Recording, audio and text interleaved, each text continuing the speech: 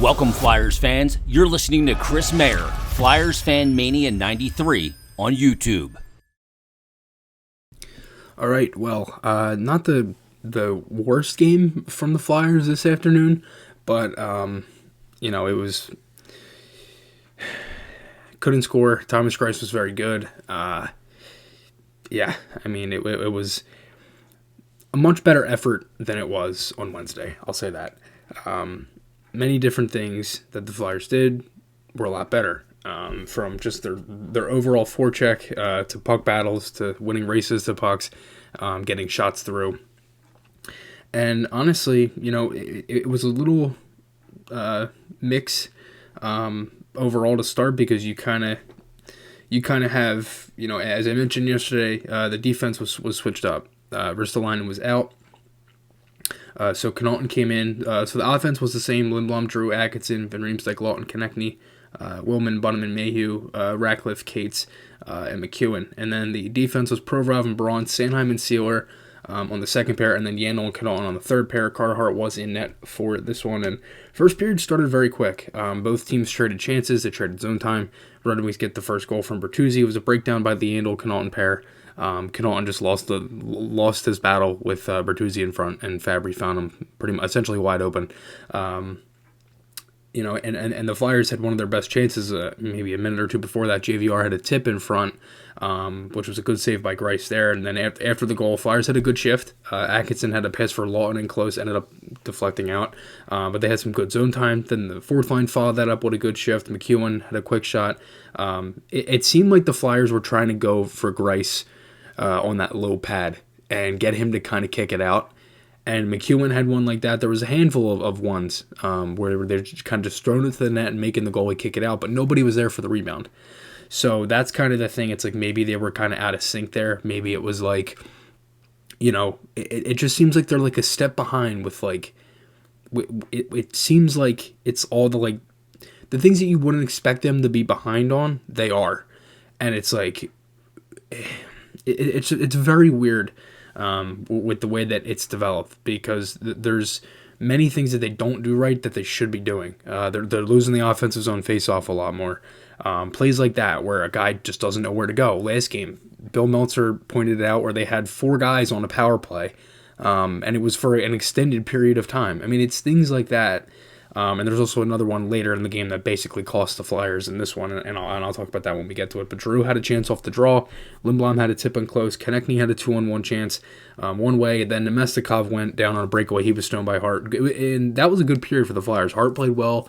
I thought they played good. They just, they had one breakdown on the goal, and they couldn't solve Greiss. And second period starts, and there was a little scrum at the end because Smith ended up hitting Braun right at the 20-minute mark. And Braun obviously took exception and stuck up for himself, and Flyers would get a power play for that. JVR had a chance in close again. Greiss with a great save once, then twice with the pad like up in the air like Mika Kiprusoff. 3-on-2, Ratcliffe ended up missing the net, ended up getting deflected. It was a good pass by Lawton to get it to him, and then Bunneman had a breakaway off of really good effort. So the Flyers were early in the second, had a handful of chances. Sanheim had a play where he, instead of passing, the puck ended up coming back out to him. And he was in a similar spot to where he scored on Wednesday. And he was around that kind of same area, but he went to pass it, and it deflected, and the Red Wings go down. Larkin with the speed, cuts in. Only Sealer and Mayhew are the 2 backs, so a 7th D-man and a forward. And Sealer ends up screening hard. Zadina picks up the loose puck and just wires it right by him. So it's 2-0 Red Wings. Flyers really didn't do anything after that in a while. They were kind of stuck in the zone. It seemed like they were kind of just battling just to get the puck to the red line and then get it deep. Stahl had a chance in close, really nice save by Hart. Flyers were stuck in their own zone there, and then Lawton had a breakaway, and the Flyers got a power play out of that. It was a hook. I honestly thought it would have been called a penalty shot, but they didn't call it there. And power play comes for the Flyers, 2-1. Yandel scores. It was a really nice blast. Good screen by Lawton. Good screen by Ratcliffe. Good pass by Lawton. And it was just a huge goal late to kind of get the Flyers into it. And then they were pressing early in the third. Lawton line had a nice shift. Nemestikov ended up fanning on a 2-on-1 pass. It was a pass that went through. He just fanned on the shot, and that could have been 3-1 there. Then the Red Wings would get a power play. right after the Flyers had a power play where they didn't really have much going. And it was a goalie interference call on Provorov, one of your best penalty killers.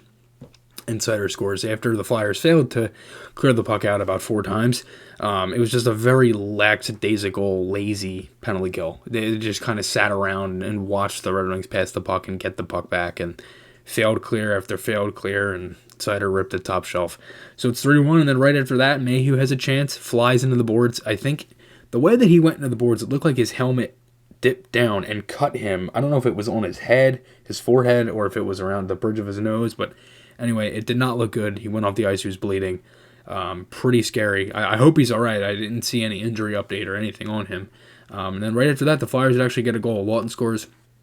Connecting shot on the drop pass, squeaked through, and Lawton just tapped the rebound home. So it was 3-2 there. Flyers had a handful of chances. Hart had a nice save on Raymond in tight late. Konechny had a chance on a breakaway pass. Couldn't get it past Grice there. And then the Red Wings get a power play. Very late call. I mean, Braun tripped the guy. He was down. It looked like he was about to get up. And then the ref put his hand up when the crowd started going nuts that there wasn't a call there. So that's kind of why I'm like, all right, because he's basically looking at him and then looks away and then puts his hand up. I'm like, come on. So they call that, but the Flyers ended up killing that off. Then they get the empty net and the ozone draw. And this is what I'm talking about. This is the things that make me want to rip my hair out when I watch the game. Because when you sit there and the amount of times they've done that bank pass, like they do that bank pass all the time. And it's not like it's a first time thing. They did it in the first game of the season and scored on it. So they do the bank pass, Giroux, they win the draw, they set it up, and Atkinson goes to pass it back. And he honestly, it would have been a tough angle, but he had a good open net to shoot at. He probably could have scored it. And Rasmussen would get the empty netter. And you saw how frustrated Giroux was because he goes down and slams his stick on the crossbar. It's things like that are the reason that they lose games, the reason that they're so out of it, and the reason that they are a step behind in so many different areas. And again, when one thing is fixed and when one thing goes right, the next thing goes wrong. It's been the story of the last 2 years with this team, and it's going to continue to hurt them because it was just not... It's just simple things. Like, it's just attention to detail. And that's one of them. If you have a set play, then do it. Now, I don't know if that was a set play off the draw. Oh, we're going to do the bank pass. I don't know. But I'm just saying, if you've done that before, just shoot it. Because it's one of them things, and obviously, that's easier said than done. Atkinson might not have thought he had a look at the net either. So, we don't know. But anyway, Flyers lose 4-2. Let me know your guys' thoughts below. Remember to check out the sponsors, Garrett Group Construction and SeatGeek. Put links to them and the merch shop in the bio, or description, I should say. Link is always in the bio, but in the description. Again, thank you guys for watching, and I will talk to you all again soon.